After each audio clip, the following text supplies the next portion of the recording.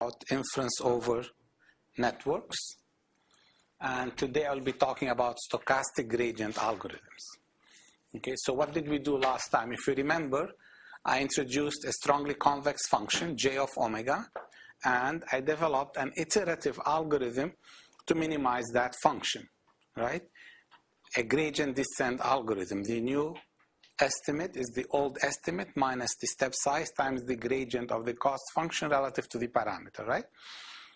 And I studied two cases, the constant step size case and the time decaying step size case. And I showed in both cases that the WI, the estimate, converges to the global minimum of your cost function, right?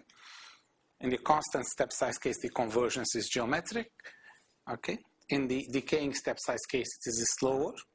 And I told you that in that particular case, when I'm minimizing the function and I know its gradient vector, the constant step size case gives you faster performance. But I introduced the decaying step size case because I wanted to introduce some concepts that I'm going to revisit in this lecture. And in this lecture, the decaying step size case will be more useful, okay? So what we do now, I will take that gradient descent algorithm and extend it to the stochastic case. What does that mean? In many situations, and you saw many examples of that when we studied 210A, adaptation and learning by single agents, in many situations you do not have the cost function itself, because the cost function usually is the expected value of a loss function, and you don't have the distribution of the data to be able to compute the expected value of the loss function and to be able, therefore, to find exactly what the gradient vector is. So you cannot apply the gradient descent algorithm. You have to replace the gradient vector by an approximation for it, and that's why it becomes a stochastic gradient algorithm, okay? Of course, this introduces some problems, and we are going to be discussing that today in some detail, okay? So there is some information in today's lecture, okay? And this is based on chapter 3 from the reference, okay? I gave you that reference before. So like I said, now I'm going to replace, okay, the gradient vector by a stochastic approximation for it, right? By an approximation for it, and that would lead to what I call the stochastic gradient algorithm, right? It's a very popular class of algorithms, widely used, very powerful. Of course, there are many other classes of algorithms, but like I explained before, for this particular course, it's sufficient that we focus on this class of algorithms because it will introduce you to most of the concepts that you need to know, and which then you can extend to other more general cases. Some of them you do encounter in your homework problems. Now, when I replace the true gradient vector of the cost by an approximation, and I'm going to give you examples, right? You are introducing an error into the recursion, right? That error, which is the difference between the true gradient and the approximate gradient, is called gradient noise. Okay? You are introducing gradient noise into the operation of the algorithm. Because of that, you are going to see that in the constant step size case, the stochastic gradient algorithm does not converge anymore to omega 0. It gets close to omega 0. So we are going to prove in today's lecture that you indeed get close, and in the next lecture, I'm going to show how close, okay? So today's lecture is to show that you do converge, the behavior remains stable, and you get close to omega 0, and next time we'll say how close. I will quantify that distance, okay? That's for the constant step size case. For the decaying step size case, we are going to show that you do converge to omega 0. You continue to go to omega 0. However, that comes at the expense of a loss in adaptation ability, because if the step size is decaying, after some point in time, it assumes such small values that if omega 0 changes, right, if you have a dynamic situation where the minimum that you are seeking is changing over time, your algorithm will not be able to track it anymore. So that's why most of the time in this course I focus on the constant step size case, because we would like to develop algorithms that are able to track and learn continuously. We don't want just to minimize a function j of omega. We would like to be able to track that minimum if the minimum changes over time, because j of omega changes over time. and j of omega can change over time because the statistics of the data can change over time, okay? So that's what we are going to see. So there will be some degradation in performance, right? And we need to quantify how much loss in performance you get. However, the minute I replaced the gradient by an approximation, right? The question comes, of course, what approximation are you going to use? And based on what? We are going to use data that we have to compute that approximation. I'm going to give you examples. Since the approximation will be based on data that is streaming in, coming into your problem, solving the optimization problem in this manner adds a tracking ability to the algorithm, right? Because if the omega 0 is changing, that will be reflected in the data which you are using to approximate the gradient, to estimate the gradient. So any changes in the environment will be reflected in the data which you are using to train the algorithm. So stochastic gradient algorithms have this useful tracking mechanism, right? Because of this feature, you understand? So that adds this additional property which you didn't have before, okay? So these are general remarks, okay, just to motivate what we are going to be doing today, okay? So this is a summary. So stochastic gradient algorithms are among the most successful iterative techniques for minimizing convex functions, and these algorithms involve these two features of learning and adaptation. I will be using these two terms broadly to refer to the following. By learning, I mean you give me data, I'm going to process the data using a stochastic gradient algorithm in order to estimate something of interest, learn something of interest, learn omega 0. So that's the learning component, okay? Adaptation is the ability of this same algorithm to adapt and to track changes in omega 0, right? To adapt to changes in the environment, in the statistical conditions of your data. So these algorithms will always have these two features embedded in them, okay? So this is not difficult to understand. And more importantly, the algorithms that we will be developing, they will be based on streaming data. Streaming data means the data is coming in. So these are online algorithms.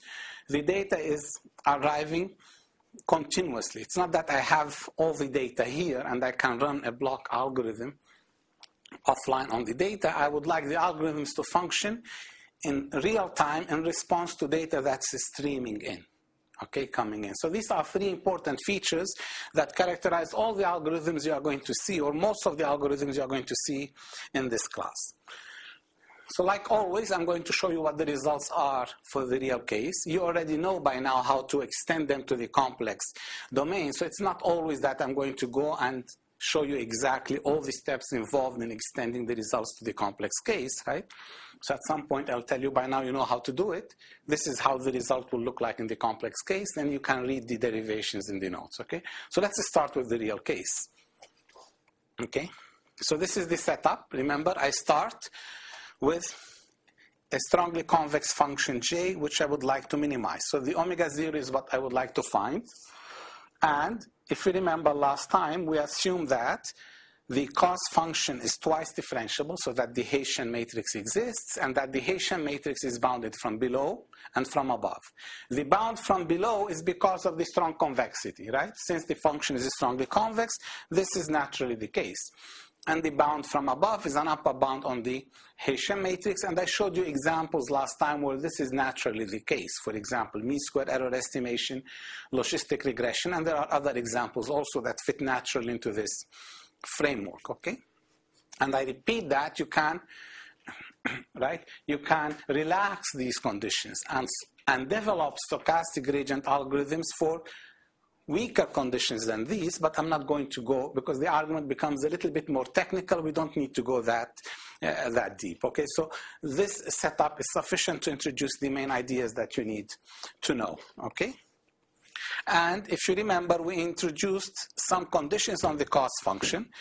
This assumption summarizes the conditions, but it's easier for you to see it here. I'm showing that slide just so that the assumption number is there, because I refer to it repeatedly later. So I'm going to assume that the cost function is twice differentiable, strongly convex, that's condition B, right? So that is responsible for the lower bound nu, and that the gradient is Lipschitz, that's responsible for the upper bound delta. right? That's where these conditions come from. Okay, so these are the conditions that will be assumed throughout. Okay, even if I forget to mention them, these conditions are always there. Okay. So last time I told you that this risk function j of omega in general, right? In general, it will be the expected value of some loss function, right? Okay, some loss function. And we studied algorithm 4 for minimizing j of omega, right? The new weight is the previous weight minus mu. Mu is a positive step size. You move along the direction of the negative gradient. And we showed for mu small enough, this converges, right? Wi goes to the global minimum W0. This was the result of the last lecture, right? If your step size is small enough, the error, which is the difference between WO and WI, this is called W tilde, it converges to 0 exponentially fast, where this alpha is a number that's less than 1. If your mu is small enough, smaller than a certain bound, it will converge exponentially fast. You remember this? This is what we proved last time, right? Okay. But for that, you need to know the gradient vector, right? You need to know the gradient vector. And to know the gradient vector, you need to know J itself. So you need to know what's the expected value of the loss function. And to know the expected value of the loss function, you need to know the distribution of the data that's represented by the variable x. And often you don't have that distribution. You don't know the probability distribution of the data. So I don't have the gradient vector, so I have to replace it by an approximation. So this is the stochastic gradient algorithm. Here it is. Okay. All you do, you replace the true gradient by an approximation, which I'm denoting by this notation, a hat, right? A big hat. Fine.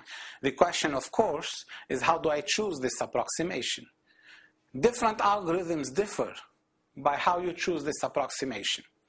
Okay. So one very common way to choose this approximation, I'm going to show you very soon. But before that, do you observe a difference between the way I wrote this recursion and the standard gradient descent recursion here? You see that here I'm using normal font for W, because this is a deterministic recursion. You start from an initial condition. Nothing is random here. You compute the gradient and then you update the W to a new W. These are numbers that you compute one after another, okay? Whereas in the stochastic gradient algorithm, I'm using the boldface notation now for W. And boldface in my notation refers always to a random variable. Whenever you see the boldface notation, that variable is random. So now I'm saying the W's you get from this implementation will be random. And that will be the case because the approximation will be based on data. And each time you run this algorithm, he runs it, you run it, you will be using the data that you are observing, right? So the approximations for the gradient vector, this approximation is a random quantity, right? It's a random construction. So the W's here will be random variables. When you run the algorithm on a particular set of data, you are observing a realization for these random variables. If you run the algorithm again tomorrow on a new set of data, you will not get the same W's, you'll get some other W's. These other W's are realizations for the random variables, right? So now the W becomes a random process, okay? So studying its convergence, I have to study its convergence from a statistical perspective, okay? For example, using mean-square error notion of convergence and some other notions of convergence, as you are going to see. Fine? So you understand my notation here? Okay. So that's the boldface notation, okay? Very good. I already explained to you why I refer to these algorithms as having both learning and adaptation abilities, right? You learn W0 and you track W0, okay? And they will do so by using streaming data. I already explained this terminology to you before, so we can move on, okay? So let's consider an example, right? One of the most famous adaptive constructions, at least in the context of signal processing and communications applications. Let's assume that I have random data d of I, so this is a sequence, a random process, okay?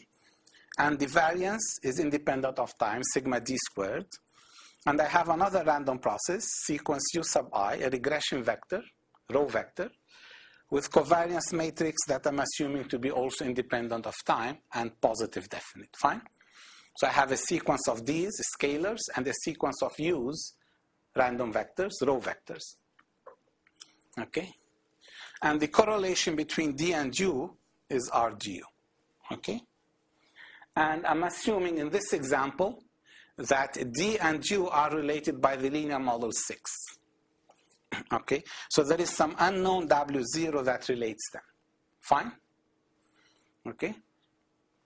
By the way, models like this are very common in practice. For example, assume you have a channel, an FIR channel, okay, with this impulse response sequence W0. And you apply an input signal U of I, and then you measure the output of this channel under noise, and you call it D of I, right? What is the output of this channel? It is the inner product between its impulse response sequence, right, and the state of the channel. If this is an FIR channel, right, the state of the channel will be, let's say, FIR. So you will have a tap delay line, right, a sequence of delays like this, right, and then you combine them, you add them up, right? So here you have a coefficient. So this is U of I going in. This will be U of I minus 1, U of I minus 2, U of I minus 3, right? So you have here a regression vector that has 4 entries. You multiply them by the entries of W0, which are sitting here, right? So the output of the channel is always the inner product between this regression vector, which is the state of the channel, by omega 0. So models like this are not uncommon. If you are solving estimation problems, channel identification problems, right, you get problems like this naturally. So given D's and U's, I would like to estimate omega 0. Okay? Very good. And this is the variance of the noise. Now, one popular criterion for estimating omega 0 is the mean square error criterion. Let me find the omega that matches D to U in the minimum mean square error sense, right? Now, it turns out that the solution to this problem is exactly omega 0. You can minimize this cost relative to omega and solve for the gradient equal to 0 if you don't want to do it algebraically. You'll find that the solution is exactly omega 0. Okay? The solution to this problem is exactly omega 0. Okay? This is easy to check. Fine? So actually the mean square error cost in this case is very useful. It's not a simple cost. It is the cost that gives me the solution that I'm interested in. Okay? So the mean square error cost has the form of the expectation of a loss function, where the loss function is simply D minus UW squared, right? So the loss depends on data, which I'm denoting by xi. The data here are D of I and U sub I, right? You see, if you come back here, just so that you confirm this, if you compute the gradient of J relative to W and set it equal to 0, you are going to get an equation that looks like this. RUW minus RDU should be 0. That the omega that minimizes the cost should satisfy, these are called the normal equations. And for you to confirm that this omega has to agree with omega 0, if you go back to the model, this is the model. Let's multiply by UI transpose from the left. UI transpose, and then take expectation, right? Noise and V are assumed uncorrelated, so that will be 0. Assume the noise is 0 mean. So you end up getting that RDU has to be equal to RUW0, right? So W0 satisfies the same normal equations you get from here. And since RU is by assumption invertible, so the solution has to agree with omega 0. So the mean square error cost is the right cost in this problem. It gives you the solution that you want to get, okay? Very good. So if I want to find that solution, I can either solve the normal equations or I can apply a gradient descent recursion, right? Like last time, okay? The gradient vector there equal to 0. The gradient vector will have a 2 in front of it because of the square, right? This is the gradient descent algorithm. And we already know from last time that it converges.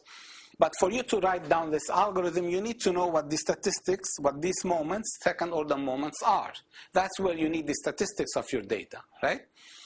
We don't have that in general. All we have is the data. You observe, you excite the channel and you look at the output. You have a collection of input signals, a collection of output signals. That's all you have. You don't have the moments. So you cannot run this algorithm. Instead, we are going to approximate, right? We are going to do the following approximation. RDU, which by definition is the expected value of DU transpose, I'm going to approximate that mean by an instantaneous value. I observe a measurement D and U, multiply them together, and I'm going to use that product as the approximation for the mean. Of course, this is a very crude approximation, but it's an approximation. Okay? It's a valid approximation. The same thing for the covariance. Very crude approximation, right? This is like saying I would like to estimate the mean of a certain random variable. Right? Okay, let's say I want to estimate the mean of the distribution of the student heights in the university, right?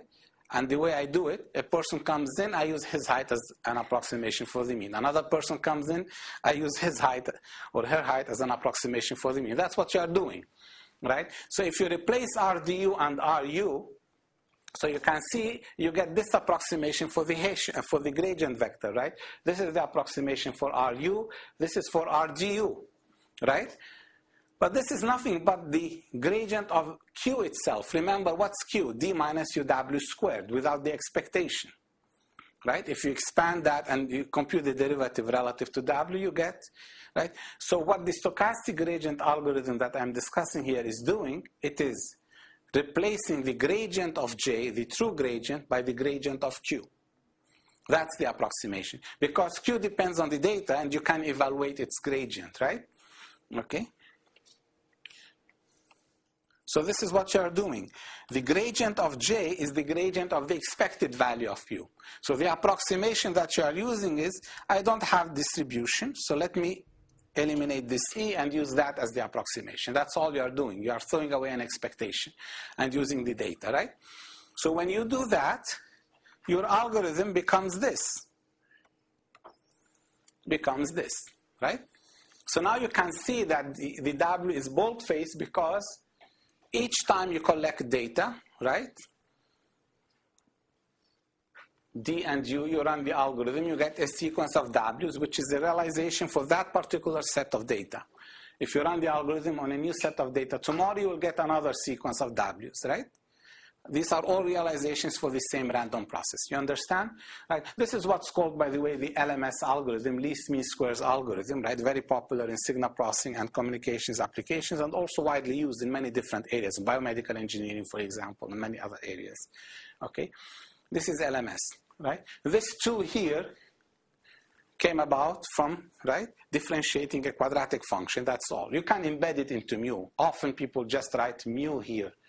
Right? I can redefine the mu, okay? But I want to keep it just to keep things precise, okay?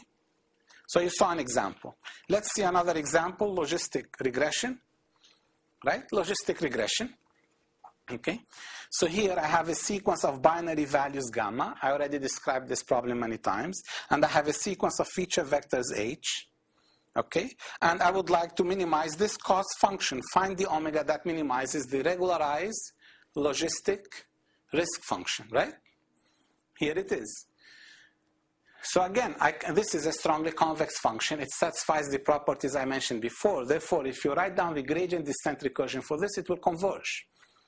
But for that, you need to know what's the gradient. You need to evaluate J of omega. You need to know what's the gradient of J. You don't know that because we don't have the distribution of the data, how gamma and H change, right, probabilistically together.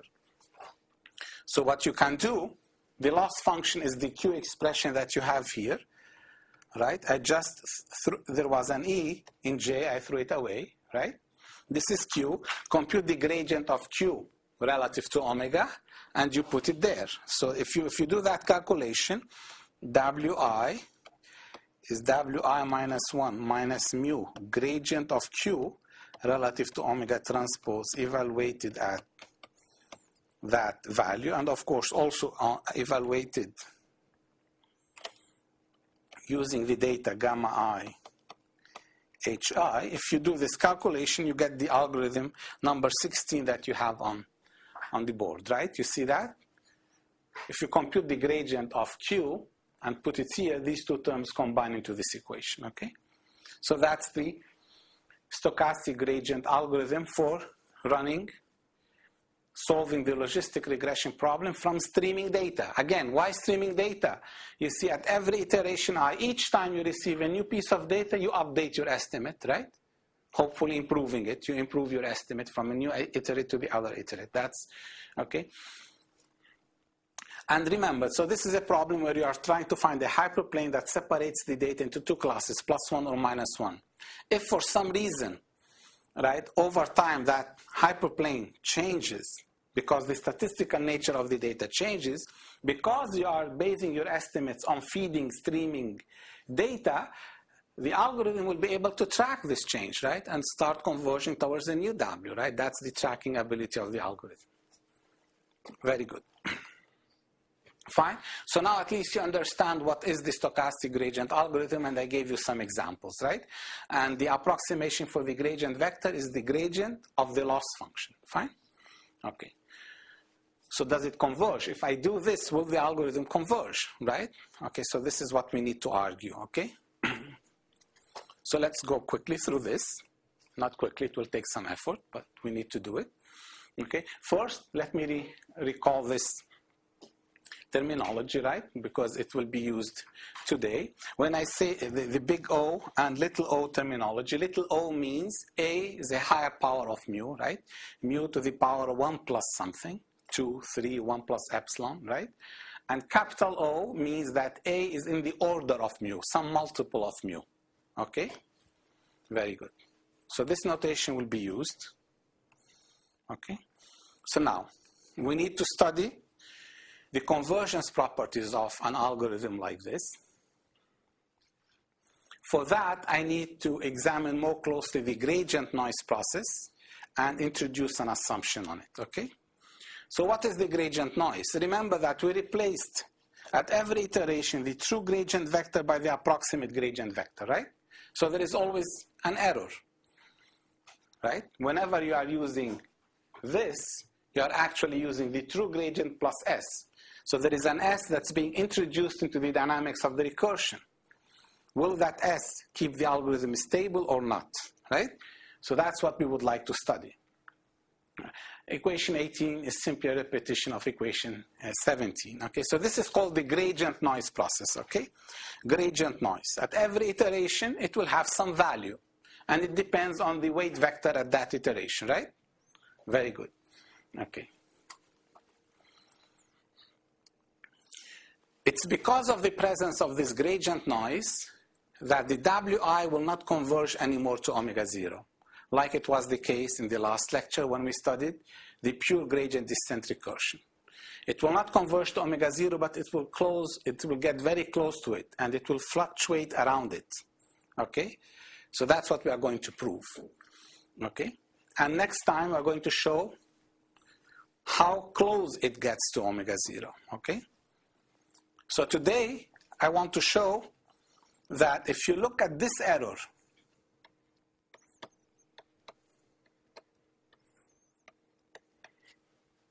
the variance, right? That's the mean square error. Mean square error. This error, okay, will be in the order of mu. Okay, you will get close. If this is your omega 0 here, and if this is a circle of radius, let's say mu, your variance, right? I mean, I will make these statements precise. Now I'm just trying to convey an intuition, okay? An intuition. This statement that I'm going to say is not precise, but essentially what we are saying is that the Wi will be mu close to W0. Okay, that's not a precise statement, but that's essentially what we are going to show, that the variance, that variance here, okay, is of the order of mu, and I'm going to make this statement more precise, okay? Okay, so what this means is that if you use a small enough step size, if your step size is very small, 10 to the minus 3, for example, that error is small. So with the small enough step sizes, you will be able to converge close enough to the solution. And the convergence will continue to be exponential. Okay, it will continue to be exponential at the same rate. Okay. Now, but to get that result, I need to introduce some assumptions on the gradient noise. And again, you are going to see that these assumptions are automatically satisfied for for quadratic costs, for logistic regression costs, and some other costs, okay? So this is the gradient noise, okay? It prevents the convergence of Wi to omega O. However, the mean square deviation, that's what I mentioned before, this quantity here, it's called mean, because of the E, square deviation, right? MSD. The mean square deviation will be of the order of mu. And when I look at a result like this, I read it to mean small mu gives me good performance. So use a small mu, you will do well, right? But when you use a very small mu, convergence rate will be affected. You'll converge slowly. Okay, so that's a compromise. If you want good performance, right, you pay in terms of convergence, okay? Anyway, these things will become clear as we proceed. So let's go back to the LMS example. In the LMS example, right, so the gradient noise, and this expression, I will use it many, many times, so it's good that you become familiar with it, okay? So look, let's do it slowly. The gradient noise is the hat minus the true gradient, right? Now, the true gradient, if you remember, it was something like this, 2 RUW I minus 1 minus RDU, okay? And the approximate gradient was 2 UI 0, right? So UI here, WI minus 1 minus UI transpose D of I. So this is the difference I would like to compute, okay? Now, D, I'm replacing it by what it is. Okay, why is that? Because then I get U transpose UW0, and here I have U transpose UW. When I combine these two terms, I get a W tilde, right? Okay, and then remember that the normal equations I showed you before, that RUWO is RDU. So RDU, I can also replace it by RUWO from the linear regression model, right? Again, I get a W tilde, right? So if I do these calculations, I end up getting this last equation here. Fine? So this is an expression for the gradient noise in the quadratic case, in the LMS case, right? It has the noise, U, W tilde. Fine so far? Okay. I will be using this expression a lot. I just want you to see it. I'll come back to it later. By the way, if W tilde happens to be 0, if you are able to estimate WO exactly, what will be the gradient noise?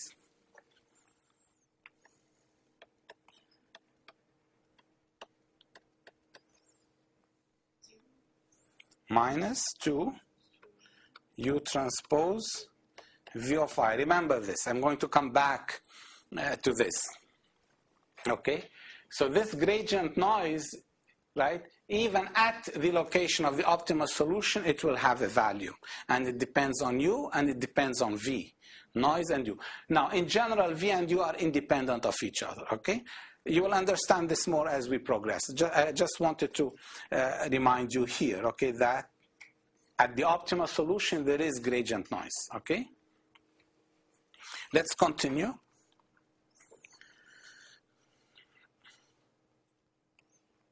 Okay. Now, let's just study this noise a little bit more, okay, a little bit more. For that, I'm going to introduce this notation here, okay? Technically, this is called a filtration, okay? I will not be using this term repeatedly, okay? But I will use a more intuitive language. This is called filtration. Essentially, okay, what this represents is the following, okay? This represents all the information that's available in the system up to time I minus 1. Okay, all the information that's available, okay, up to time I minus 1 about the weight vectors, okay? So because what I'm going to do, I will be conditioning my expectations on the past, okay, on the past. So I'm going to compute the expected value of some random variable conditioned on this filtration. By that I mean conditioned on all the past weight vectors. Okay, so rather than writing all these weight vectors repeatedly, I will just write conditioned on f, and by that you understand conditioned on the past information about the weight vectors. Okay, you know what conditional expectation is, right? The expected value of x given y. Rather than writing the expected value of x given omega 0, omega 1, omega 2, etc., I'm going to write expected value of x given f of I minus 1, and this technically is called the filtration. Okay, that corresponds to this random process W, J, and it summarizes all the information that's available in your system about that random process up to that time instant. Okay, so when I say conditioned on F, meaning assuming that I know everything I need to know about W up to that time instant. Okay, now if you go back to the expression for S, and let's compute its conditional mean, conditioned on the past. If I know all the W's, right, up to time I minus 1, then this W tilde is known, right? Okay, so then the expectation of this first term conditioned on the past is itself, right? Here, conditioned on the past, well, the W tildes are independent of U and V. Right? The W tilde I minus 1 is independent of V at time I and the regressor at time I, because W tilde I minus 1 depends on previous regressors, previous V's. Okay? So you don't need conditioning here. V is independent of U, and it's zero mean, so this term will disappear, right? And here you have expected value of U transpose U. Sorry, the expected value of the first term conditioned on the past, W tilde appears without expectation, but U will have expectation in it, right? And then this is 0. So you see that the process conditioned on the past estimates iterate is zero mean. You understand that first step? Okay. Let's look at the variance now. The variance, okay. Okay, so the variance, you just have to go back. Okay, here it is. We have this quantity here, square it. And take expectation, right? When you square it, you will have the square of the second term, right? The square of the first term, and the cross term. Under expectation, under conditional expectation. The cross term under expectation will be 0. So you just have to worry about the expected value of the square of this under expectation and the square of this under expectation, right? Okay, so that's what you have here, because you see that term was 2, let me go back, 2 U transpose V, right? U transpose V, and now I want this and the expected value of it under past information, right? Well, this is independent of the past, so I don't really need to condition it in this case. Okay, let's erase.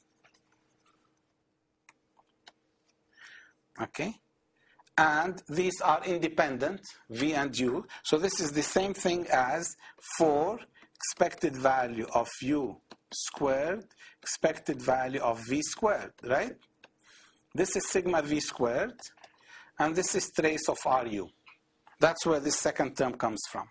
What about the first term? Well, the first term, here, let's square here. Okay, let's square this here, right? So you want 4 and the norm squared of RU minus U transpose U W tilde I minus 1, right? Conditioned on the past under expectation. Right?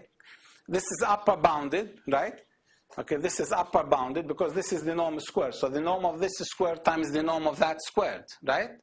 And conditioned on F, the norm of W squared goes outside the expectation, right? So you end up having 4 times this norm squared, that squared. Okay? And if you take expectation again, so it becomes expectation of expectation, then the conditional expectation disappears, right? The expected value of x given y is the expected value of x. right? And then expectation appears here instead, and there is no expectation there. So the conclusion of this is that I showed that the gradient noise is zero mean. That's a good property. I'm replacing the true gradient by an approximate gradient, and the error on average is zero mean, right? So I'm not introducing a bias from that perspective, right? And I also showed now that the variance, and by variance I mean this quantity, okay, the expected value of the squared norm, okay, that this quantity is bounded by the sum of two terms. So the sum of two terms. One depends on the error, W tilde. The other is independent of the error, right? So what's useful about this is that as the error becomes small, gradient noise will become smaller and smaller, right? But it will never disappear because you have that constant term, and I already showed you that even if your Wi-1 goes to W0, you will still have gradient noise, right? And this relation is reflecting that. So the important thing from this example is I showed you an example where I defined the gradient noise, I computed it in the quadratic case, and then I showed that it satisfies two useful properties. It is zero mean, and its variance, by variance I mean that quantity, is upper bounded by the sum of two terms. One depends on the mean square error, and the other is constant, independent, right? Very good. I'm going to use this later. You can repeat the same exercise, and this is a homework problem for logistic regression. I'm showing you the results here. Okay, so this is logistic regression. You can compute the gradient and then compute the difference between this true gradient and the approximate gradient, where you throw away the expectation. Then you can find the expression for gradient noise. Okay? This is the true gradient. This is the approximate gradient. And now you can evaluate the conditional mean and the variance. It takes some effort. There is some algebra you need to do. Okay, once you do that algebra, you will arrive at this conclusion that it is again zero mean, and again the variance is bounded by a constant in this case. There is no term coming from W tilde, which is fine, right? But the constant is still there, and this is the covariance of the feature vectors H. Fine? Okay, so now motivated by these examples, okay, I'm going to introduce the following conditions on the gradient noise. Are you following so far? So the conditions I'm going to introduce are already satisfied by logistic regression and quadratic costs. That's what the example showed you. And they will be satisfied for other costs, okay? So this is the general definition of the gradient noise, right? For an arbitrary omega, it is the difference between what you want and what you use, okay? So I'm going to assume that the gradient noise process in your stochastic gradient algorithm satisfies the following conditions, okay? These conditions are similar to what you will encounter in the literature, a little bit more general, okay? But you will find conditions like this in the literature. So I'm going to assume that the gradient noise is zero mean. You know, that's a reasonable assumption to assume. If you are using an approximation for the gradient vector that is introducing bias into your algorithm, then you are introducing a headache into your algorithm, right? There is a problem that you are introducing into the algorithm. We would like the approximation to be zero mean, the error of the approximation to be zero mean, right? So that's actually a reasonable requirement. The second requirement is also reasonable, as I'm going to explain. I'm assuming that the expected value of the squared norm, I will refer to it as variance even though it is not a variance. Why?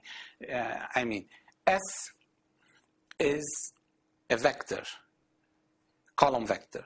You associate with it a covariance matrix, right? Expected value of S squared. This is the trace of that covariance matrix, okay? But just to keep the language simple, I often say variance of S. By that I mean this quantity, okay? I'm going to assume that it is bounded by the sum of two terms. One is constant, I'm calling it sigma bar. The other is some multiple of omega squared. Is this similar to the conditions I derived before?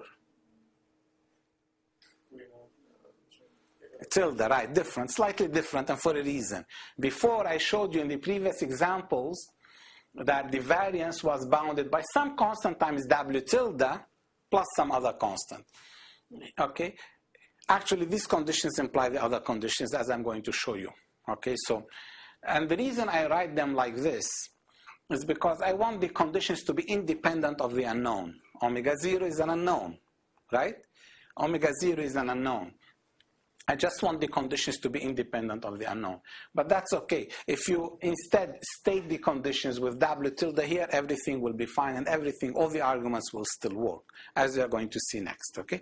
Again, this is a reasonable condition, as I'm going to show you. When you have a W tilde here, what this condition is essentially saying, look, the smaller the W tilde is, right, the better I should expect my approximation for the gradient to be.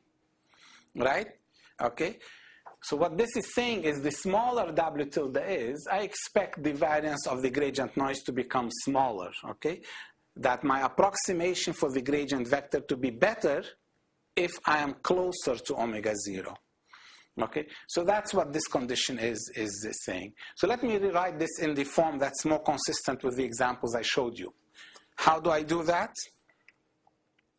Very simple. Okay, so if I evaluate at omega I minus 1, any omega, right? That condition should hold for any omega, right? This is what the assumption says. For any omega, right? So if I evaluate at the current estimate, you get the first line by assumption. Add and subtract omega 0. Nothing changed, right?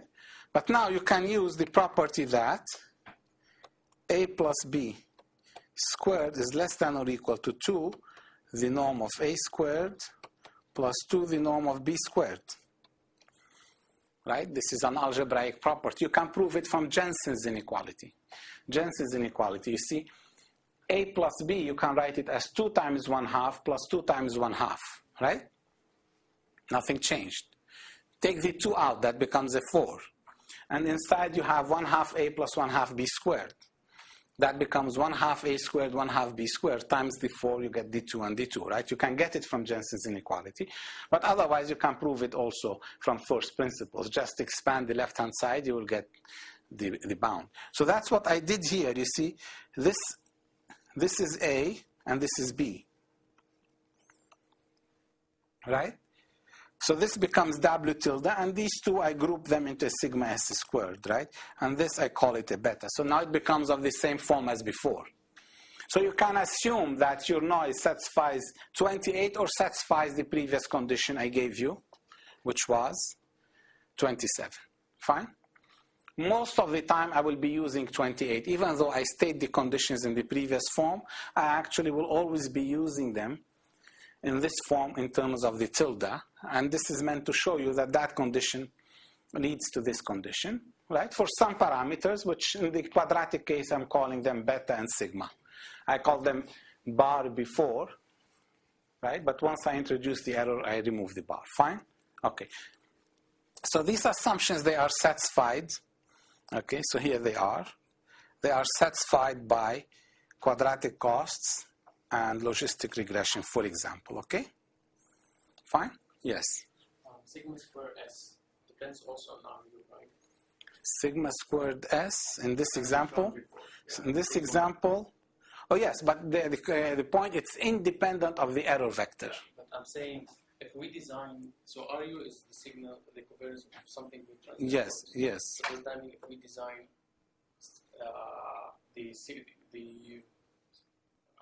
if we want to make RU smaller, so that yes. it has a smaller trace, yes. we can reduce the upper bound here? Yeah. Yeah, of course, you are going to see that the performance of these algorithms are linked to RU. And you already saw that in 210A when we studied standalone adaptive filters, right? The performance expressions, which you are going to see again here under more general conditions. They will depend on the statistics of your data. And you can improve performance by changing these parameters. So that's that, okay? Very good. Fine. So these are the conditions that we are going to assume on the gradient noise. And I showed you that they are reasonable conditions. There is intuition behind them. And in important cases, they are automatically satisfied. Fine? Okay. Okay, very good. So we know that. So am I going backwards here? No, sorry. Okay. Now, this is the, if you further take expectation, what will happen? This will disappear, right? And here you will get an E, right? So if you further take expectations, that's what you get.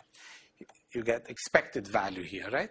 That's all. Because the conditional expectation disappears and you get an expectation here. Okay. These are the conditions that I'm going to be using, okay? And I already showed you that both quadratic risks and logistic risks satisfy bounds like this. For example, for logistic risk, there was only the constant, but beta was 0. For quadratic risks, there was 4 times C. C was a certain value, which I showed you, right? And sigma S squared. Fine so far? Very good. So now I have everything I need to show that the algorithm is still stable and the mean square deviation is of the order of mu. Okay, that's what I want to show next, okay? It will take some analysis, but you need to see it, okay? And this same analysis will be useful later when we study networks. I will be deriving the arguments and following a particular line of argument that will make it easier to extend to the network case, okay? Very good. So before I get there, you all understand, okay, when I say that a certain sequence converges to some limit, right? Let's say the sequence 1/2 to the n plus 1. As n goes to plus infinity, right? Let's say this sequence over positive time. When n is 0, you get 2.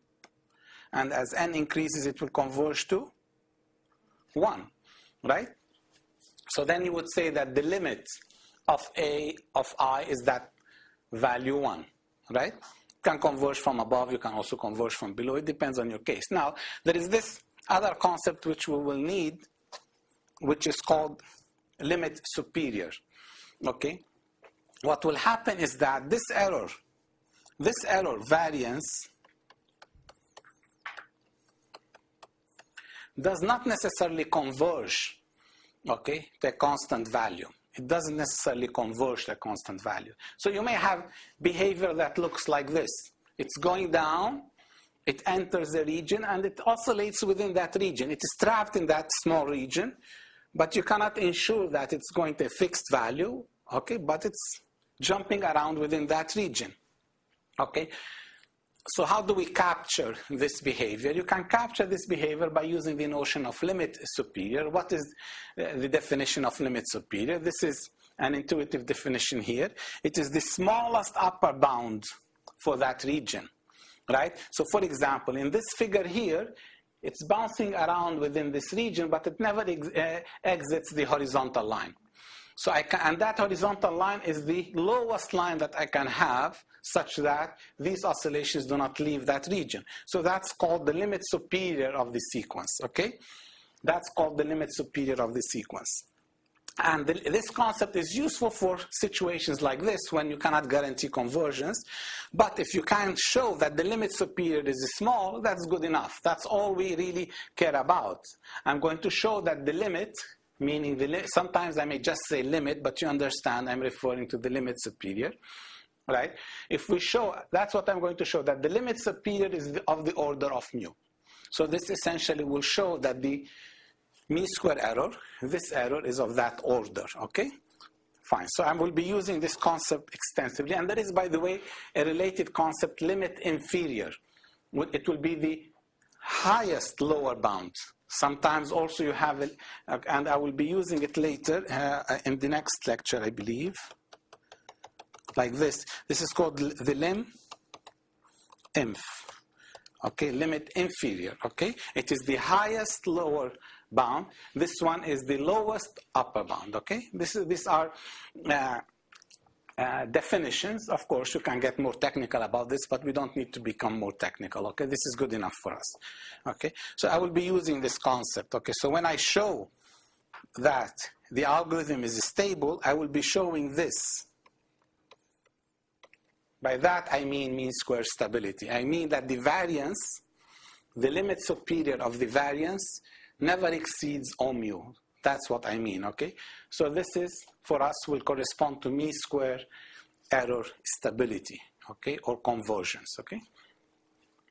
And I'm going to show that the convergence rate will continue to be of the form 1 minus something of the order of mu. Okay, so it's less than 1. It's converging exponentially fast. But you can see that I want a small mu for good performance, but small mu makes the convergence rate, this alpha becomes closer to 1, so it will converge slower. So there is a compromise, right? Anyway. So this is what we are going to show, hopefully today. Okay? I'm going to show that your W is going to get close to omega 0, what you want. But because I'm using an approximate gradient, and because of gradient noise, okay, you will be jumping around, right, within a region around omega 0, and the size of that region is characterized by these results. I told you earlier that I will be more precise. This is what I meant, right? So the limit superior of the mean square error is never more than of the order of mu. Okay? And I'm going to show a similar result for the fourth power. And this will be useful for us. That's why I will be deriving it. Okay? Because I told you before, I don't only want to know that it enters into a region of that size. I would like to know exactly what that size is. You understand? Okay? Because saying this could be 10 million times mu. Right? I would like to be more precise and tell you it is this much times mu, right? Okay, so this is what we'll be doing in a future lecture. And to arrive at expressions like that, I will need both of these results. Okay, and here is the norm of the mean error. It's also of the order of mu. See, just remember this fact, that for any random variable, the expected value of that random variable, let's say real random variable, okay, you know that this is true, right? Because what is the variance of A by definition? It is the expected value of A squared minus the expected value of A all squared. And this is always non-negative, right? So this inequality always holds for any random variable, correct? So if I tell you that the expected value of the norm of W tilde squared is O mu, if I tell you this, because of this property, you can conclude that the expected value of the norm itself is O of, right?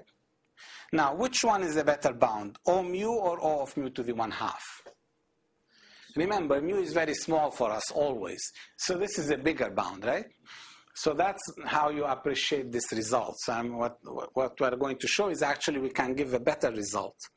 But the norm is outside. The norm of the mean error will still be of the order of mu. Okay, that's what we are going to show. Okay?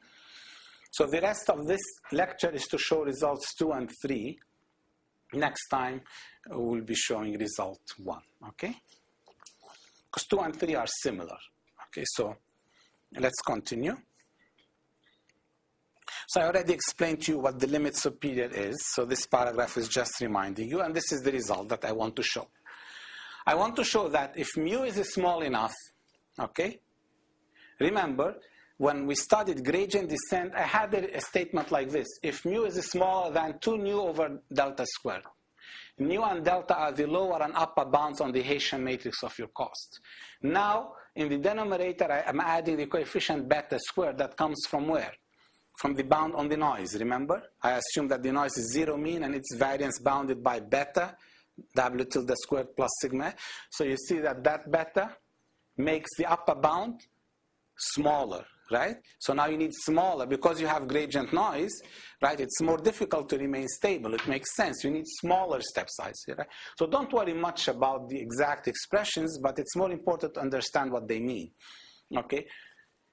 When I look at this, it means that if I choose mu small enough, I can stabilize the algorithm, but it's more difficult to stabilize it in this case than in the previous case. That's how I understand expressions like this, right? Number one. And then number two, you are going to converge. How? According to equation 37. So let's look at this equation and compare it with what we had in the gradient descent case. In the gradient descent case, it was a deterministic expression like this. What are the differences? Okay. You have a driving term now, mu squared sigma s squared. And this sigma s comes from, again, the condition on the noise. So you have this constant term driving the inequality recursion. And you have now expectation. It's under expectation because these are random variables now. So under expectation, they evolve like this. Fine? And alpha is given by 38. Okay? This is very similar to what you had before. If you remove the beta, it's very similar to what you had before. So the effect of this beta is to do what to alpha? Is to make its value a little bit larger, right? So a little bit closer to 1. So it influences at least to second order mu. If your mu is very, very small, you can ignore this term compared to the first term. If mu is 10 to the minus 3, this will be 10 to the minus 6. You can ignore this compared to that. So that's why we say for all practical purposes, the algorithm converges as 1 minus something of the order of mu. That's right. That's the big O, little o notation that I mentioned to you before. Because this term, you ignore it relative to that term, right? Okay. Now, you see, if you come to this recursion here, okay, we are going to conclude from it that the lim sup of the expected value of W tilde squared will be bounded by the order of mu. So that's the result that I want to show. Okay? Fine? You see, if you take the lim sup of both sides of 37, lim sup less than or equal to alpha lim sup, but group this term with that. You get, and therefore you get the lim sup of the expected value upper bounded by this divided by 1 minus alpha, right? 1 minus alpha is of the order of mu. So in the denominator you have order of mu. In the numerator you have order of mu squared. They cancel and you get this.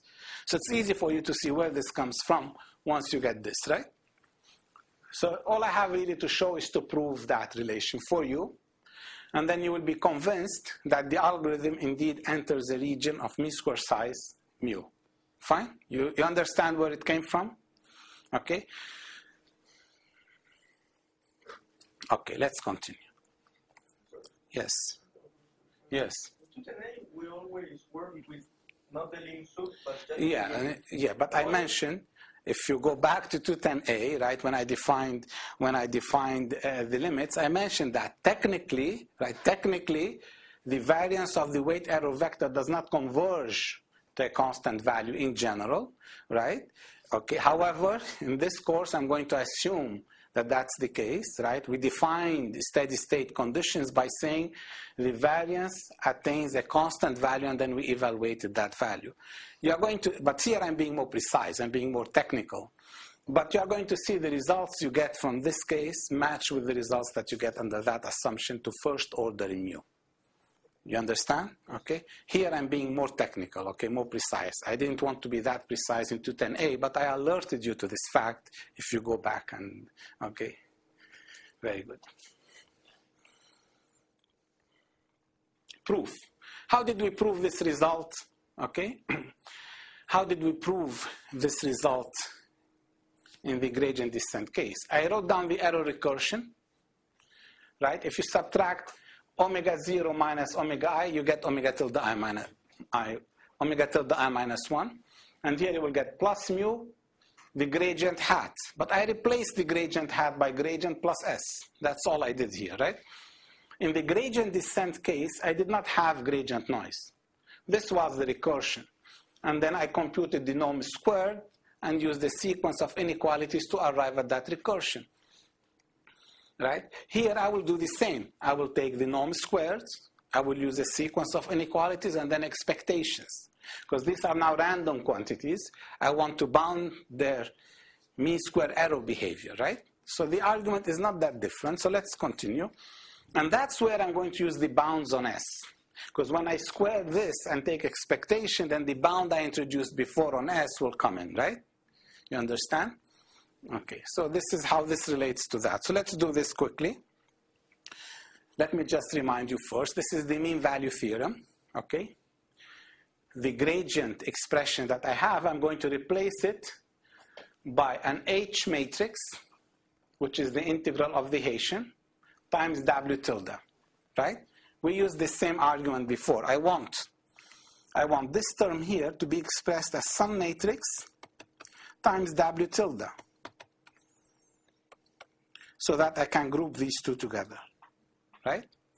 And how do you do that? This is exactly the mean value theorem. Doesn't the mean value theorem tell you the gradient at one point minus the gradient at another point is the integral of the Hessian times the difference between the points? Right? That's exactly what I wrote here, except that one of the points is the solution, omega 0, so that the gradient at that point is 0. Right? So this is just the mean value theorem. And I define this quantity as H for Hessian, just because it relates to the Hessian. But the important thing to note, it changes with W and I, right? So it changes with I. It's a random matrix now. Random, okay? So there it is. I grouped them together in equation 42, correct? So far, this is very similar to what we did before. But I did not have S before. And H was not random before, okay?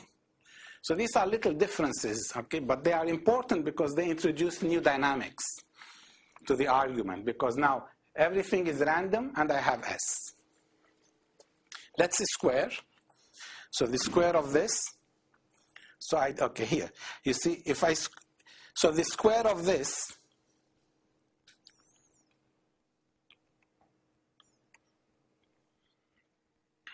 okay, so what did I do here?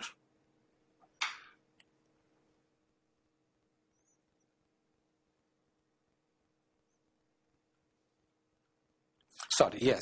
So let's square and compute the expectation, right? So the square of this will be the square of this term, the square of the first term, and the cross terms under expectation. The cross term will disappear, correct?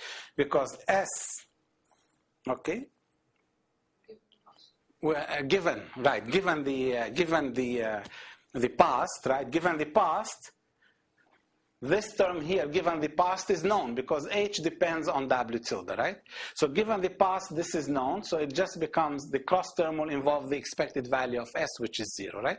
So that's why when I computed the square of this, both sides, and then I took the expectation conditioned on the past, the cross term disappears, okay? So you see here, conditioned on the past, you will get the square of the last term, the square of the first term, but the square of the first term is bounded by the product of squares, right? The square of A times B is bounded by the square of A times the square of B. Okay? Fine so far, and the cross term disappeared. Okay? And then I replaced, you see, this is the condition on the gradient noise. Beta W tilde squared plus sigma squared, right? Okay. Good so far. But now this is the same argument before. What about this norm? Remember that H, the Hessian matrix of my cost function is upper bounded by delta and lower bounded by nu, right? So the same thing will hold for this matrix H, right? And actually I minus mu H will be upper bounded by 1 minus mu nu I and 1 minus mu delta I, right? The same argument we had before, right? Okay. So since this is a symmetric matrix, it's squared to induced norm, it's a spectral radius squared, right? And the spectral radius can be, right, either the lower bound or the upper bound, because one can be lower than the other, can be negative, for example, and lower than the other in magnitude. Okay, and this maximum is upper bounded by this. Why? Because you see, if you expand this 1 minus 2 mu nu, and sorry, if you expand it, right, just expand it. The first one will give you 1 minus 2 mu delta plus mu squared delta squared. The other one, and just keep the larger positive value and the smaller negative value, right? Yes. Here, H is a random matrix, right? Yes. So the argument here should be with probability 1, right? Yes, right. Yeah, if you want to be precise, yes. But again, these bounds that I have there, they hold with probability 1, right? These arguments that you have there, because the Hessian is bounded by nu and delta, I know that whatever H is, it's random, but its eigenvalues will be bounded as well, okay? Okay, so then I have a bound on this, okay, which is this quantity here, okay? So I have a bound on this, which is that quantity. I add to it mu squared beta squared, because I can group this term with that term, right? W tilde. And that's how you get this and the constant term. The constant term comes from mu squared sigma S squared, right? That's it. So I showed you what we wanted to show, right? That the conditional expectation is upper bounded by this. Now take expectation again. It's always useful to do this expectation in 2 steps, because the first conditional expectation keeps part of the W tildes as is, right? You don't have to worry about them because they are given. And then once you establish your bounds, take expectation again, then you get the recursion that we wanted, right? You don't have this. And this is exactly the argument I showed you before, right? From which you can conclude that the limb soup is bounded, right, by something of the order of mu, the argument I showed you before. Fine, right? You have the precise arguments here. For example, if you iterate the recursion, if you want, you can iterate the recursion. So this is a bound, right? This alpha, this exponent is going to 0. So the limb sup of this will be bounded by this, or any multiple of that. It doesn't matter. For example, 2 if you wish. 2, it doesn't matter. The important thing is that this ratio will turn out to be of the order of mu. Okay? So we proved that the algorithm is mean square stable. Fine? And the steady state value, the upper bound, is given by this ratio. If you go back to your recursion, remember I had this upper bounded by alpha times this, plus mu squared sigma squared, right? I can rewrite the recursion in this nice form, because if you bring this constant to this side and add it to alpha times that, you get mu squared sigma S squared. But when you write it like this, then it becomes a centered recursion without a driving term, telling you that this difference, which is the difference between where you are and where you are going, this difference is decaying exponentially at the rate alpha, right? Okay, so this is just another way of understanding the result, and I showed you before. So we proved this and this, fine? Okay. So the algorithm is mean square stable, right? It takes some effort, but that's the argument. And the size of the mean square error is of the order of mu. We didn't show it goes to 0, but it gets small, of the order of mu, and still converges at the rate 1 minus of the order of mu, right? These are the big picture results that it's useful for you to keep in mind. Don't worry about the exact expressions, but the results, what they are saying, okay? So let's take this a step further, a very similar argument to prove the last result in that lemma, which is that the expected value of W tilde to the 4 is of the order of mu squared. The argument is similar, it just requires a little bit more effort, okay? So let's go through it, okay?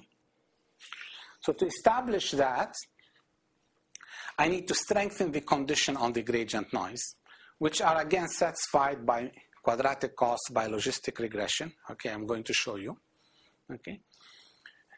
the conditional mean is still 0, but now I assume that the fourth moment is bounded. Similarly, before it was the second moment, okay? These conditions imply the previous conditions, so they are stronger, okay? You don't need to assume both of them. If you just assume this, they imply. Why? You see, why they imply? Because you see, this upper bound here, do you all agree that the upper bound is smaller than, if you square it,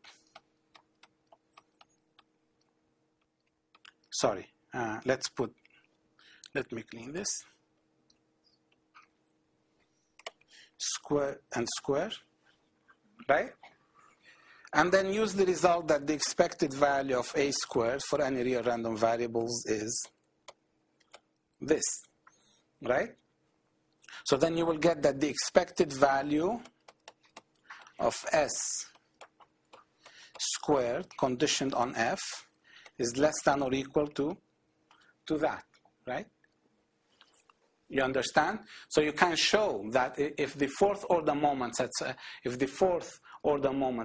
this bound, the second order moment will satisfy a bound similar to what we wanted it to satisfy.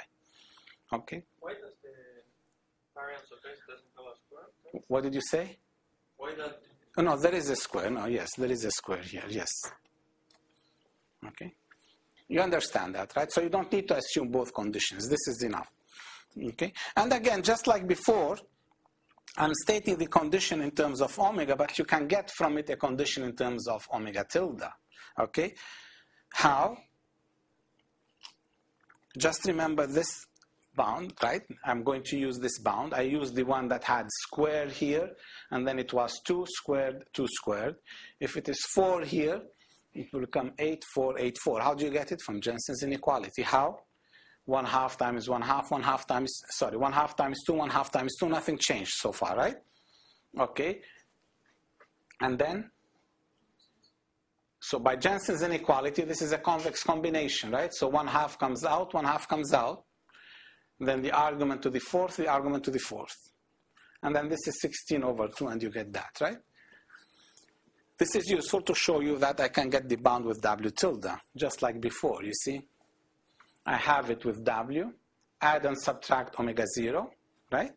And then, let's say use this as A, use this as B, and you have 4 here. So I can bound it 8 times the fourth bound, 8 times the fourth bound. And then this becomes a new sigma S, and this becomes a new beta. This part here, right? Okay? So here it is.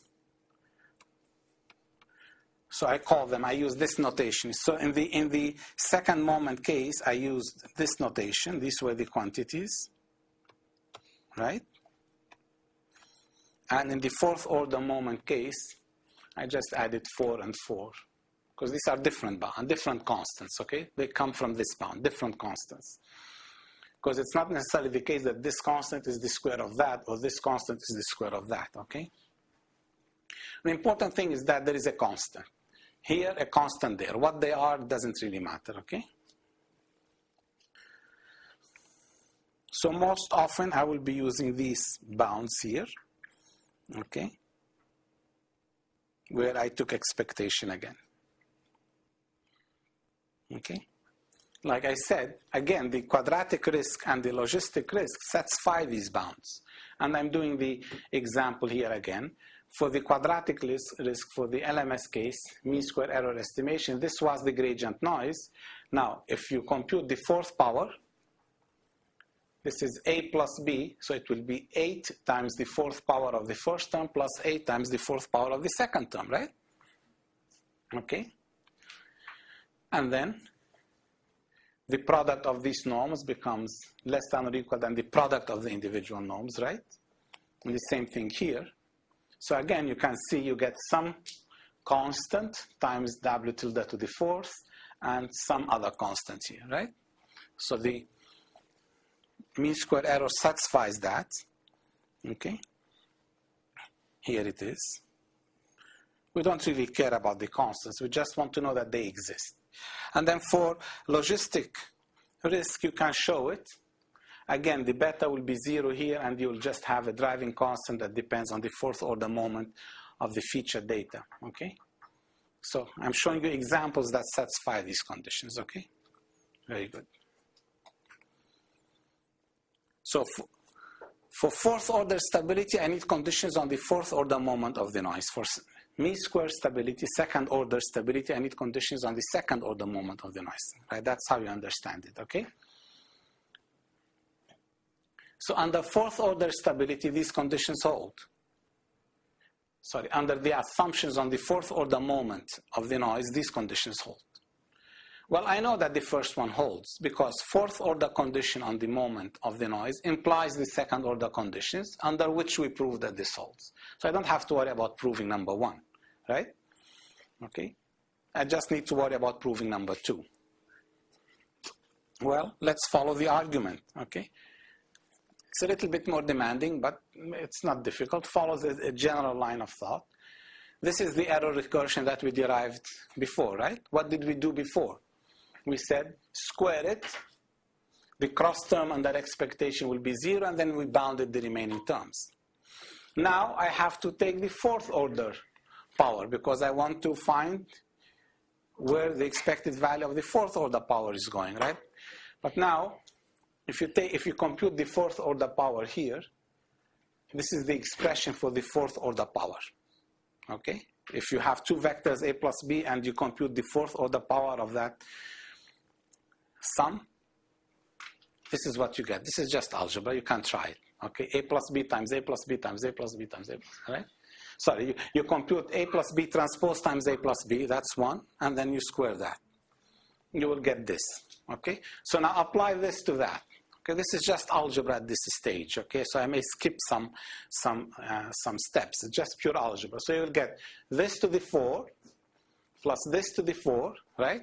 Plus 2 times this is squared, plus 4 times this times that, right? This is what you are going to do. Very good. This to the 4, I'm going to bound it by the bound we introduced, right? That depends on a w tilde to the 4. Which I can group with the w tilde to the 4 I get from the first term, right?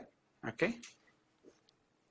So if you do this algebra, okay, I do it slowly in the notes, okay? I go through it step by step. It's just pure algebra at this stage, okay?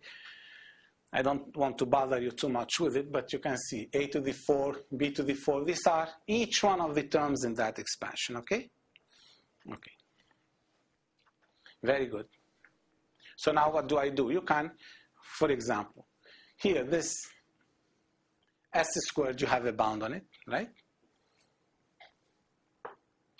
Here you have s squared, okay? Here you have an inner product you can use. For example, you can use this relation here.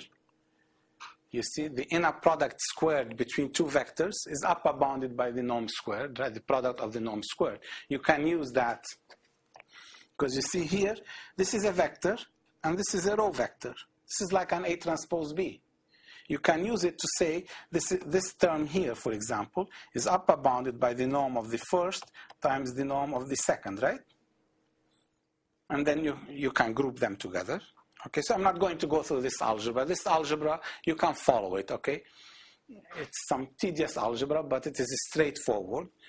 If you group these terms together and use the bounds on the noise, okay, so I already grouped some terms together here, and then you continue, okay, until you get to this relation here, okay? I grouped all of them together. Do you believe me, or do you want me to go through the derivation? You believe me. Okay, good. Okay. It's just straightforward algebra, believe me, okay? When you do that, you get to this relation, okay? You get to this relation, okay? So let's look at this relation now. This is the conditional mean, fourth power of w tilde, fourth power of w tilde I minus 1 here, fourth power of w tilde I minus 1 here. So once I bound this quantity, I can group these two terms, right? Okay. But you will have w tilde squared as well, okay? But that I know is bounded by O mu already. Okay, so I will be able to bound the right-hand side, okay? So this and this is w tilde to the 4, which I can group there.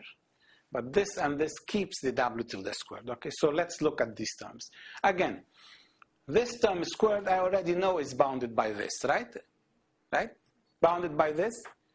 Just to simplify things, I'm going to bound it. Remove the negative. It's obviously bounded by that, right? Very good. Okay.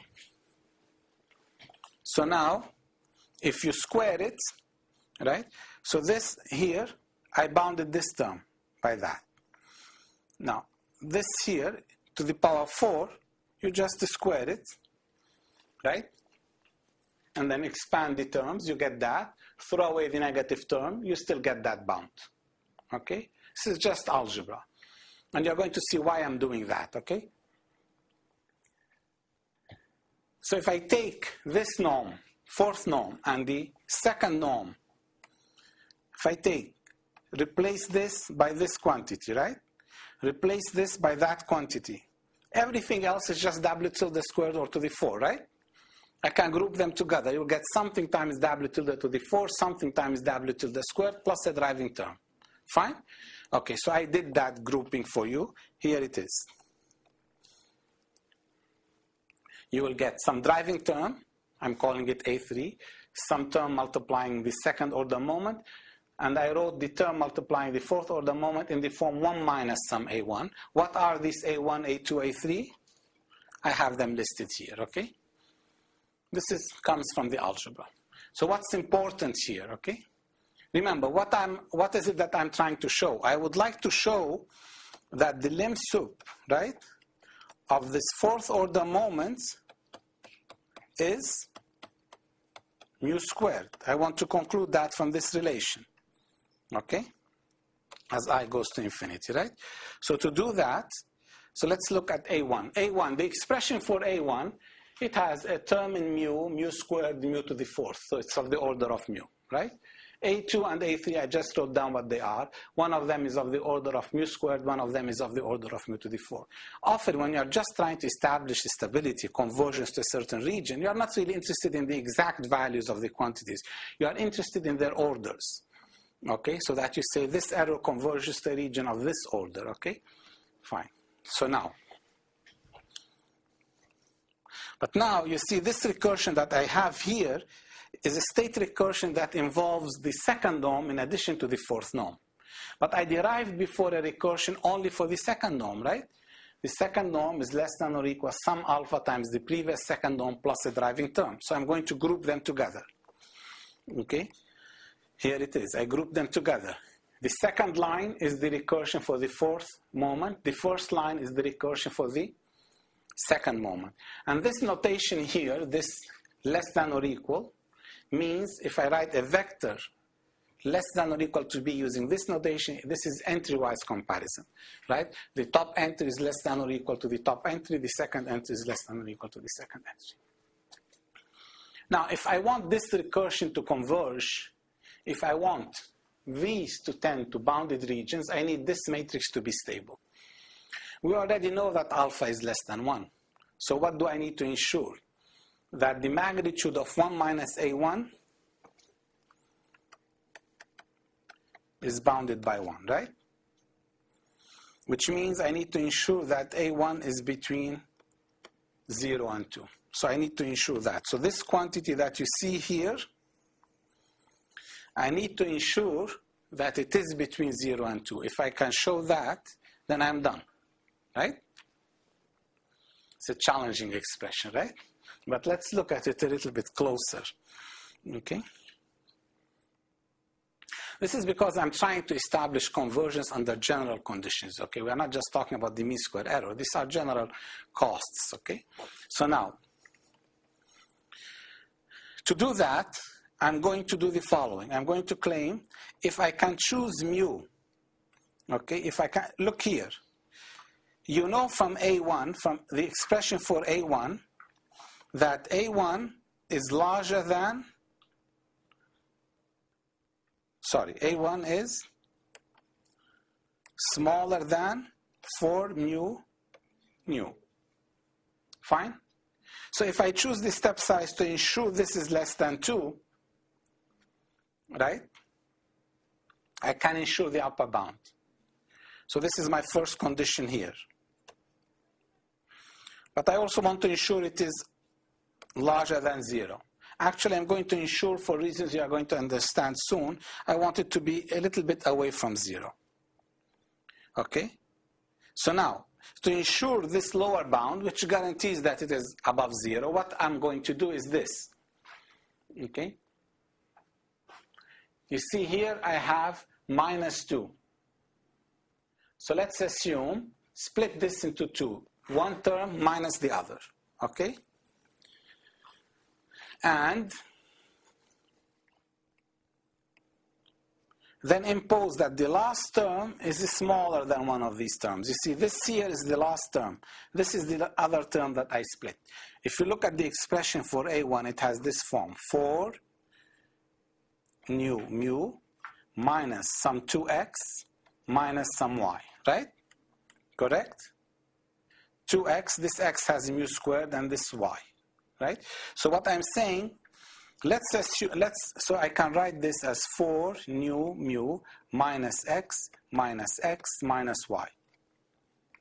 So let's ensure that I choose mu to guarantee that y is less than x, and the second condition that x is less than mu nu. Okay? Then what happens for A1? Okay? You see, let's replace each one of these minus values by a bigger value, right? So then A1 will be larger than 4 mu nu minus x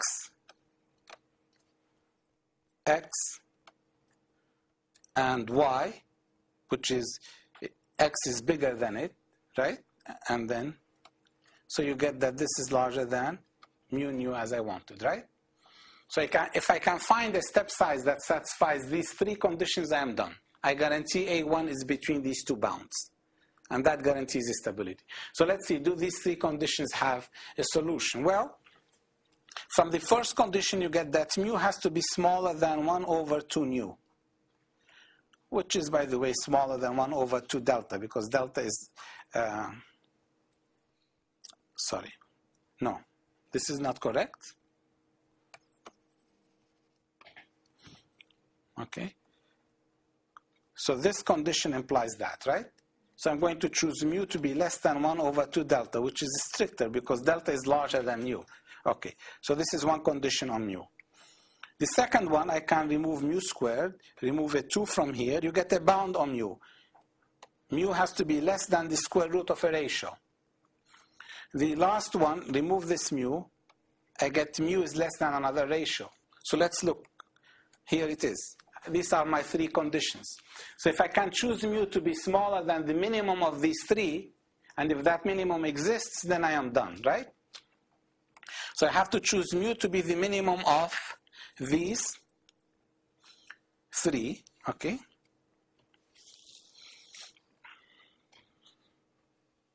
Anyway, you just have to choose it to be the minimum of these three, right? Because the right-hand side is independent of mu, right? Fine. So just choose mu to be smaller than this. Then what happens? Your algorithm, right? Your recursion will, if you go back, this recursion will converge. Correct? Okay. And therefore, this recursion here, right, is converging. Right? Now, if you want, you can iterate or just take the limp soup of both sides. Right? So then you group this with that. Take this to the other side, you will get 1 minus A1. So that's A1. Divide by A1 here. So on A3 over A1 and A2 over A1, right? You will get A3 over A1 and then A2 over A1, the limb sup of the W tilde squared, which I know is already of the order of mu, right? Okay. Now A2 over A1, if you look at the expressions for A2 over A1, it is of the order of mu, right? So mu with mu, that's mu squared. A3 over A1, A3 over A1 is mu cubed, right? So mu squared prevails. So you see that the limb sup is mu squared as we wanted to prove. Fine? It takes some effort. It's not trivial, but you need to see these arguments, okay? So proving that these algorithms work when you are using approximations, right, it takes some effort, and this is the argument, okay? Yes. Professor, what's the motivation of studying the fourth order? What is the Motivation? the motivation later when I'm going to find exactly an expression for the MSD, I will need this bound. I will need to say that the fourth order moment is bounded by mu squared like we showed before, okay? That's one reason. Again, like I said, you can study these algorithms under more relaxed conditions, but then if you are finding these arguments demanding, then the other arguments will be much more demanding, okay? If the data is Gaussian, then would we need the fourth order argument? If the data is Gaussian, well, I haven't tried this, but which data are you referring to? The W tilde? Because you want the original data, right? You want, yeah, which data are you assuming to be Gaussian? Not the W's, but the input data to the filter. Right, but remember, the bounds that we are enforcing here are bounds on the gradient noise. And the gradient noise depends in some nonlinear fashion on the data in general, in the general case, right? So even if the data is Gaussian because of these transformations, what's the distribution of the noise, right? I don't know. I cannot tell beforehand. Okay. Where I'm coming from is because in 210A we found out the mean square deviation. And yes. I think we did assume that eventually the noise will become Gaussian. Yes. So No, that's a very specialized case, right? Because you have a linear regression model, yes, right? Relating D, U, W0 and the noise, right? The measurement noise. That's one, right? And in that particular case, we were able to derive expressions for the for certain fourth order moments. We had some fourth order moments of the regression data. Assuming the regression data is Gaussian, we were able to derive certain expressions for that, and from there we were able to find expressions for the MSD, right? Yeah. But that was a very particular model, right? A very particular model. We know how D depends on U. Here I don't even have D and U. Right here I have a cost function J. I'm using an approximation of J. I don't know how that approximation depends on the data and how the data are related to each other, right? So this is a much more general setting. So I don't know if you introduce Gaussian assumptions, at what point in this particular formulation you will impose the Gaussian assumption. It's not clear. Okay? You got the point? Does the fourth order movement, is it sufficient to say that it is converged? WI has converged? I just proved, right? I just proved that the fourth moment enters a region of size mu to the mu squared, and therefore the second moment will enter a region of size mu. And that means to us mu square convergence. It doesn't mean that you converged pointwise to omega 0, but you enter the small region around omega 0 whose size is never larger than mu. So that's what we proved, right? Okay.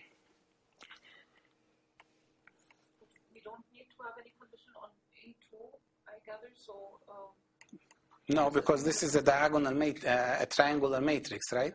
So you only need the diagonal elements to be bounded by one. Okay. Okay. Now let's move on quickly to finish the extension to the complex case, which will be straightforward given what you already know. But before there, I want to tell you what happens when the step size is decaying. Okay. So when the step size is decaying, I need to rely on this lemma.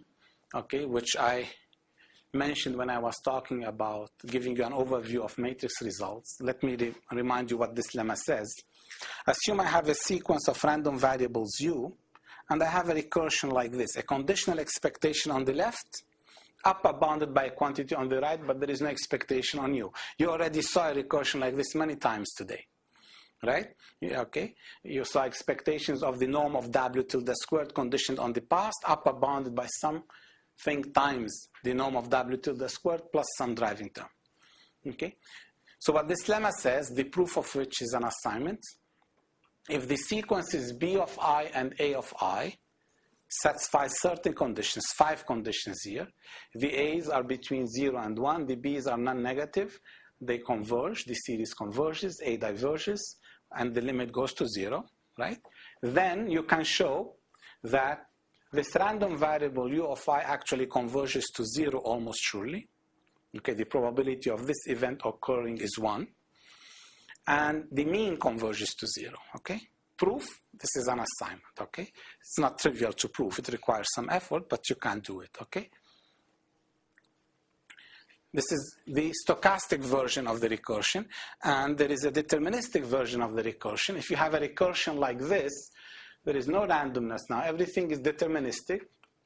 Similar conditions, A, B. So here now you only have 4 of them. You don't need B to converge. Then you can show that U will go to 0. Okay? Not only you can show that U goes to 0, you can show at what rate it will go to 0. Okay? That's part B. Okay? If the sequence A of I that you have here and B of I, they happen to be of this form. A is 1 over I, and B is 1 over some power of I. Okay? Then the rate, the case of most interest to us is the first case, because that's when the fastest convergence occurs. The convergence rate will be 1 over the power of I, that P there, the P that you see under B. So for example, if P is 1, you get 1 over I. If P is 2, you get 1 over I squared, the convergence rate. And this will happen if C is larger than P. Okay? If this C is larger than P. These are results that you need to prove. I'm not proving them, I'm just stating them because we will use them many times. Okay? These are traditional results that you can prove, and I have an assignment on that, and I'll give you the solutions as well. Okay? Now, why I'm saying that? Because I'm going to use it to get the decaying step size result. Okay? So let's assume that now I'm using a decaying step size. That satisfies the first condition, 91. This is what we studied last time. The sum diverges and the limit goes to 0. You can also study it under condition 92, because 92 implies 91. If the sum squared is finite, it means that mu is going to 0. Okay? So 92 implies 91, right? So what the lemma now says, okay, is the following. Let's assume I use a decaying step size satisfying either this condition or that condition. For example, if you use the step sizes of the form 1 over I plus 1, or some constant tau over I plus 1, then this diverges, the limit goes to 0, right? Then we'll show, okay, the following. So I have 2 choices for the step size, the first and the second, okay? Under, okay, the first one, okay, convergence occurs in the mean square error sense. The mean square error goes to 0. Doesn't go to O mu, but goes to 0, right? Which is, of course, an improved result, number 1. And under the second condition, this condition, which, by the way, step sizes of that form also satisfy, right?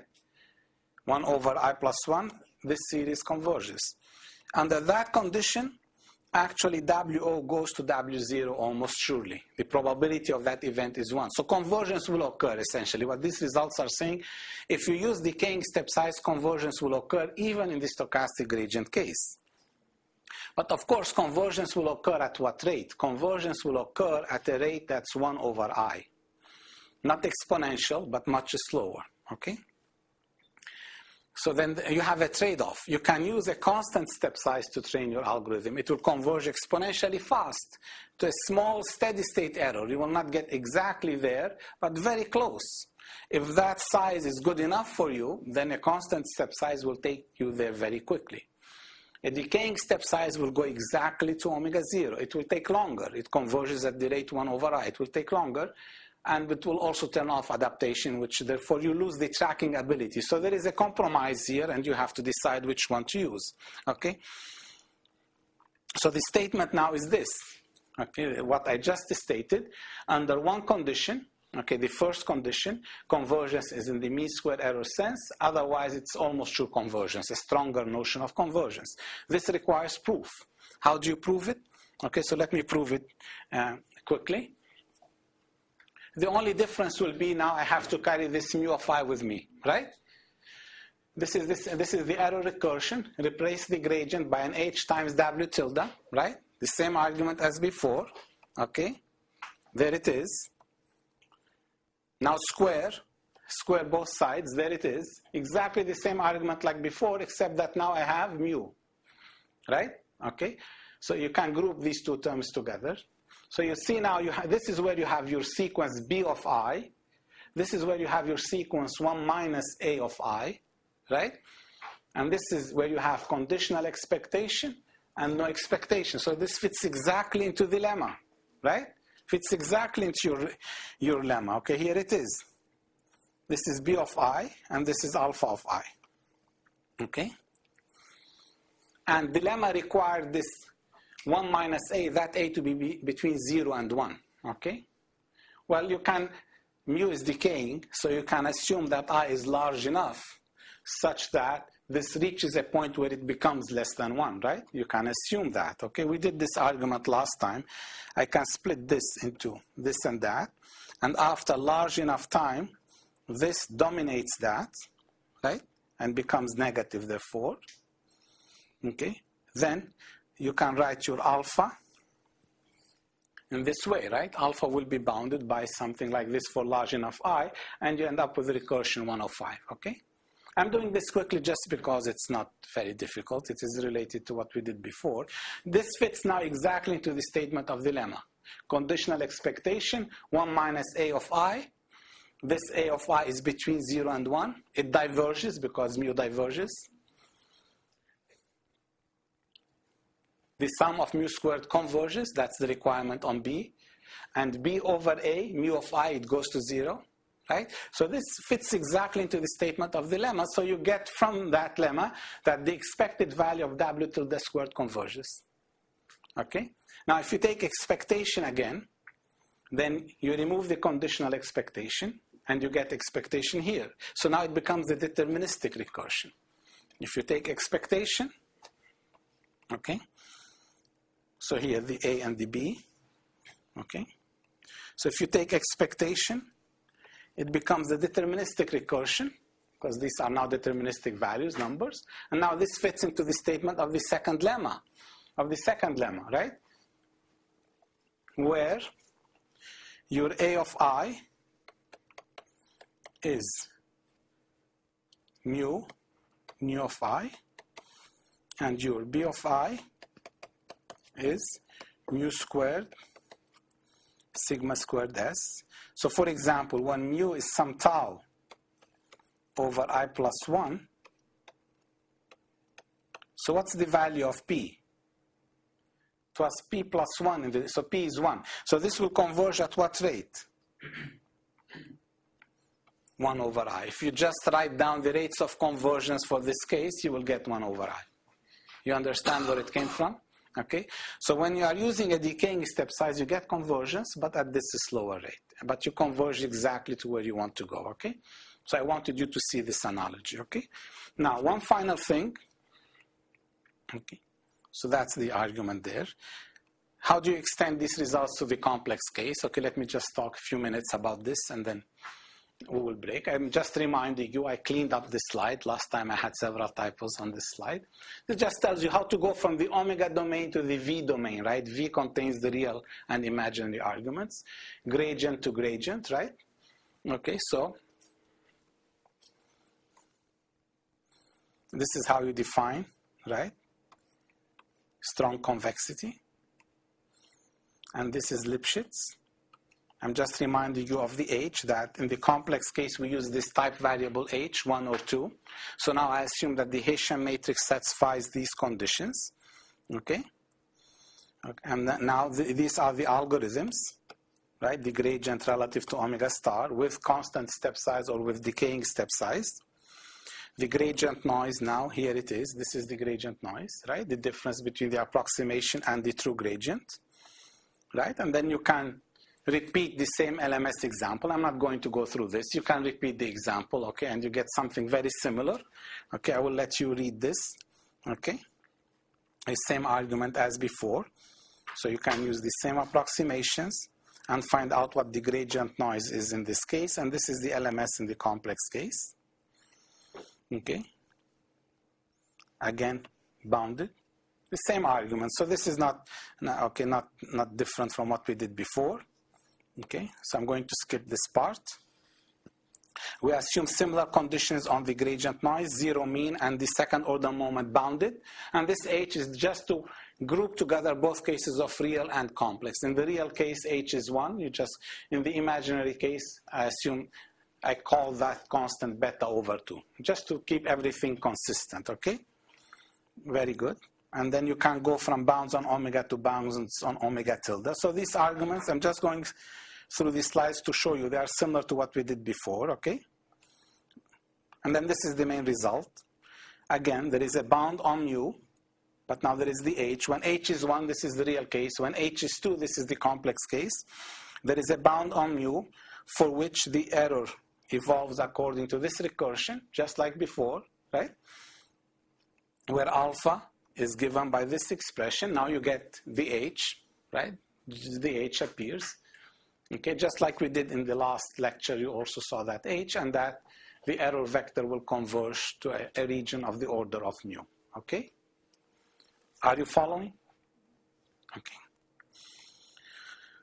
Now, how would you prove this result? I just want to show you one element of this argument because we are going to use it later. How do you prove the result? Well, write down the recursion in the real case, right? And this is the recursion in the real case using the variable v, which contains the real and imaginary parts of omega, and using a step size which is mu over 2. Very good.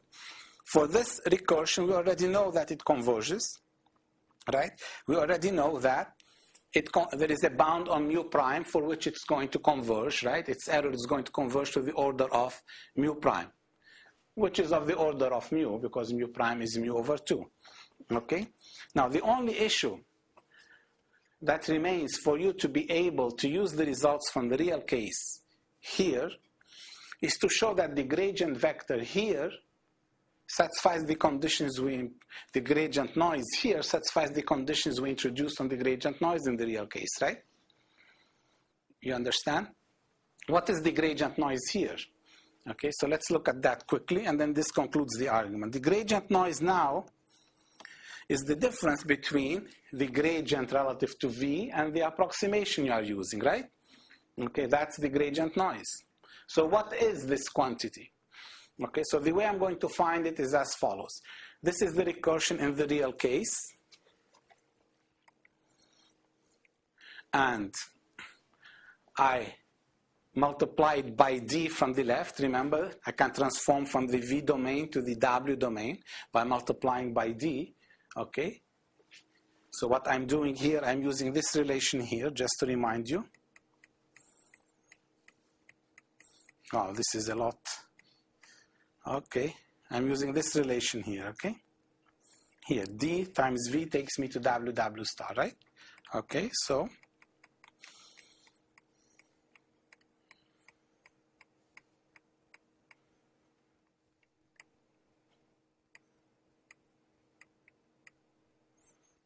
if you multiply by d, you get this relation, d times t, right? So this is what you get from the real recursion. Now, if you take the complex recursion and you write it for omega and for omega star t, you get this. So by comparing, you see that there is a relation between the gradient noise in the real case and the gradient noise in the complex case. Okay, you can relate them. And because you have bounds here, then you can show that t will satisfy the bounds that you want in the real domain. That's the idea, okay? So you conclude from this that this is equal to that. Okay, so t is d inverse times that. Okay, so you get it in terms of the real part of the noise and the imaginary part of the noise. Okay, and because the noise is zero mean, then you get that the t actually satisfies the conditions you needed to satisfy. It is zero mean and it will be bounded because it's second order moment, right? Is related to the second order because t squared is the real part squared plus imaginary part squared times 4 because there is a 2, and you get that it satisfies the same conditions, right? So once this is identified, which is a small argument that you need here, once this is shown, then I can go back and use the results from from before, right? I know that this will converge according to this, and therefore if you translate to the recursion in the complex case, you will get a similar relation that it will also converge. You understand? So I went quickly through the part on complex arguments just because the translation by now, I think it's probably straightforward for you. Okay? Good?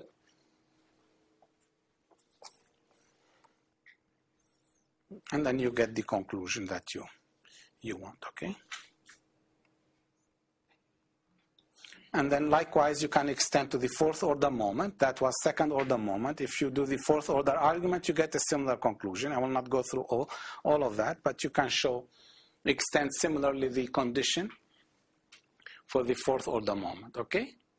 Okay. So during these initial lectures, I do both real and complex parts so that you get used to it, but then very soon I will just put that H there and do everything together, right? So that I don't have to keep dividing into real and complex.